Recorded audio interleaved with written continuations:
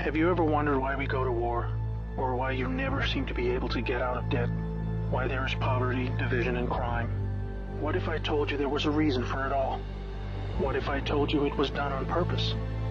What if I told you that those who were corrupting the world, poisoning our food, and igniting conflict were themselves about to be permanently eradicated from the earth? You might think that an idealistic fantasy. Well, let me tell you a story. We acknowledge there are criminals, of course. They rob your house, they steal your phone. They can murder you too if they think they can get away with it. We have all experienced criminals in one way or another. Criminals, as we know, are those who choose personal gain over the rights of others and have no regard for the law. But here is where you need to expand your thinking. Criminals can also succeed in business and politics and can be elected as our leaders. If a criminal became the president, imagine what they could achieve. They could use the full weight of their executive power to commit much larger crimes and ensure they and their friends were enriched to the fullest extent possible. A criminal president could create alliances with other criminal presidents and then collaborate on more global criminal activities. Anything goes. Drug running, human trafficking, whatever makes the big bucks. The 20th century was turbulent with war, economic disaster, famines, and displacement. We have always accepted these things as just human nature, and simply the way the world works. Something inevitable, and due to the weaknesses of human nature that drive us to these actions. This is where we were all tragically wrong. You are not a criminal. I'm not a criminal. So how can we just assume that it is human nature that is driving all this pain and misery? What if it wasn't human nature at all, and as a result of something more deliberate? We were taught that capitalism was the cause of a massive rich-poor divide and the reason for poverty, which in turn is the reason for war, crime, and starvation. Others were taught that communism, the system of equal wealth across all people, was really to blame for the mess. But you see, folks, it is none of these things. It is not our nature to fight and be racist. It is not in our nature to rob from others. What you must learn is that it was the criminals all along. Yes, they got power. More power than a criminal should ever have. They rose to the top of media companies that control our news and entertainment. They ascended to the top of the banking system, also to the Oval Office, to Brussels, to the Vatican, to the Crown. They crept in quietly. They became leaders of agricultural companies who have control over our food supply. Also big pharmaceutical companies, the ones we trust to help us when we're sick. Nobody stopped them, and they just recruited more criminals to help them. First, they accumulated the world's wealth. They invented a system of money called central banking, which lends money to governments with interest, placing countries into eternal debt. People's wealth got less. Their wealth got more. Much more.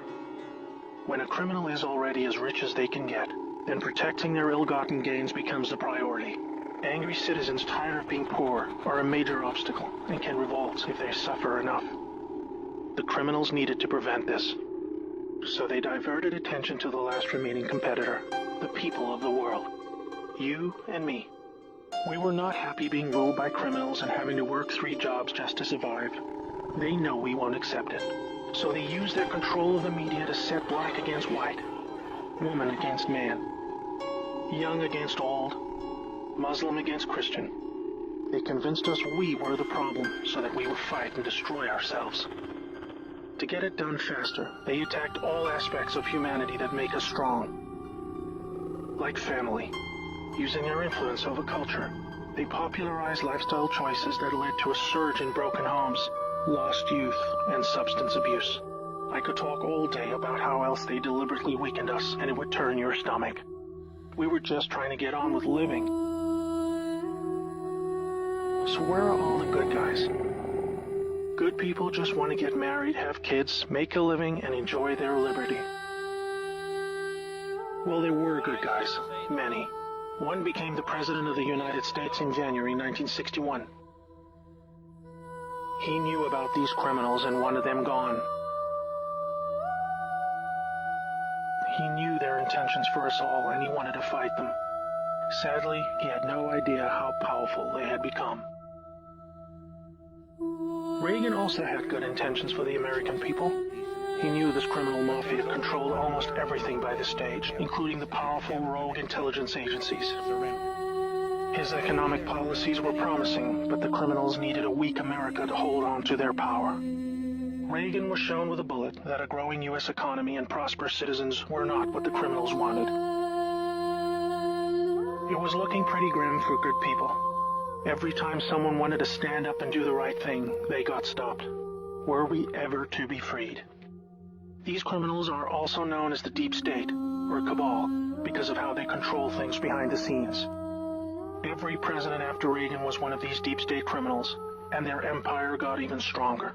With each bad president came new depths America and the world would sink. The world collapsed into darkness. Do you need me to tell you how? Destroyed factories, declining job numbers, sicker people, opioids, destruction of Iraq, Syria, and Yemen with pointless war, displacement of people into Europe, ISIS, terrorism, collapsed governments, poverty, and genocide. Total misery. Do you think that was inevitable? Hell no. Well, here is where things start to take a new turn. When the full picture comes to be known, it will forever be regarded as the greatest story ever told. Well, here is the top line. Some good people still held positions of power. They valued humanity and the rule of law.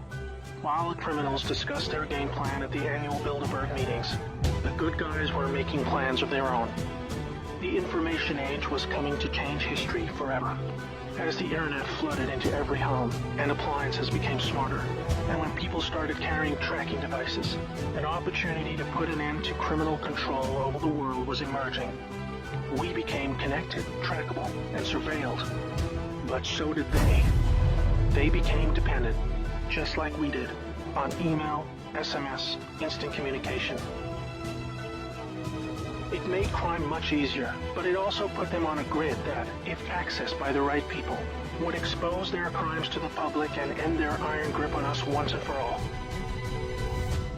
In this new age of information, it was thought that the military should also have its own intelligence agency to focus on cybercrime and espionage. They called this the NSA, the National Security Agency. Here we had every phone call, email, and text from every device stored and archived. Whether it be someone making a doctor's appointment, or the deep state setting up a massive heroin purchase from the Taliban. In the right hands, it would be enough information to expose the entire sinister criminal plot to rob us blind and wipe us out. Hold that thought, now I need to explain the plan. The good guys were devising a plan to reclaim the world from the cabal and return it to the people. It would involve alliances with multiple countries, since the criminals had global rat lines, trade, and other infrastructure in place that would need their cooperation. It came down to two choices for America. Launch a military coup to seize the government from whichever cabal puppet was in the White House at the time. Or win legitimately, take control of the NSA, expose the criminals for what they are, and arrest them all. Obviously, the first option would be very troubling for the public. With people still preoccupied with cabal-engineered social issues, they would likely revolt and hurt themselves and others. No, it would have to be the latter. So they needed a candidate who could win, and who could win big. Many states like California had been so heavily inundated by criminals that even the voting machines were electronically set up to swing votes any which way. It would need to be a very decisive victory. Good patriots in the U.S. military and their global partners asked Trump to run for president so they could take back control of America legitimately without alarming the public. Trump was a good choice, obviously, because he overcame the voter fraud and won. But he was a patriot, and he was loved and admired by the public. He was not interested in joining the cabal, because they hated America and he did not agree with them on that point. As soon as he showed interest in taking power, they activated their media assets to viciously turn on him. That's when we saw the sudden hatred emerge. Even when he won, the cabal still had no idea what he was a part of, and the sophisticated plan that was about to unfold against them. Shocked at their loss, they mobilized their full arsenal of intelligence, media, money, and technology to try and take back power. Their people at the top of the DOJ and FBI then put together a plan to frame Trump and have him impeached. This is where we come back to the NSA again. All messages were stored and could be used to expose this plot and prevent Trump's overthrow. An entire book will be written about the first 2 years of Trump's presidency. False flag terror attacks, down planes, missile alerts, assassination attempts. Here's the point. The world is currently experiencing a dramatic covert war of biblical proportions. Literally the fight for Earth, between the forces of good and evil. I can't put it in simpler terms, but I can say it appears that good guys are winning. The cabal had complete control over North Korea. They hijacked the Kim dynasty, took them hostage, and worked to build up a nuclear arsenal to threaten the world. Kim Jong-un suddenly embracing peace was simply because the deep state were beaten and driven out. ISIS was also destroyed in the year following Trump's win. We are all starting to see the pattern now, that enough time has passed, that our biggest global concerns are starting to recede, and peace is returning. It is all evidence that the good guys are winning the war. But we're still in the middle. While a lot is improving, it still puzzles many that most of these known criminals are still free, especially the higher-ups like Hillary Clinton, the Bushes, and Obama. That is coming in the next chapter of the story. That's why we have Q. The good guys with control over the NSA began the Q intelligence dissemination program to invoke an online grassroots movement that came to be called the Great Awakening. It started on underground internet channels and then moved to the mainstream. Q has been a fun distraction for those who follow world events and desire truth, but it is about to begin a much more important and necessary phase, keeping the public informed when the deep state war breaks out onto the surface. By this, I mean high-profile arrests. Yes, folks, the criminals I'm referring to are famous politicians, actors, singers, CEOs, and celebrities. People who have earned our trust, respect, and admiration. They have done very bad things that are all fully known and documented, and they will be severely punished. Those of us who have followed Q since the beginning will be here to help you make sense of the coming events. We are among the first to realize that our petty partisan divisions are just trivial distractions, and we are all enslaved by a hidden enemy. We realized that the problem was never capitalism or socialism, Democrat or Republican, black or white, Muslim or Christian. We know it was just very powerful criminals who had too much power. Fellow slaves, it's time to buckle your seatbelt, recognize your true enemy, and embrace a new future that we all owe to the brave patriots who risked their lives to achieve this victory against the greatest force of evil the world has ever known. May God bless America.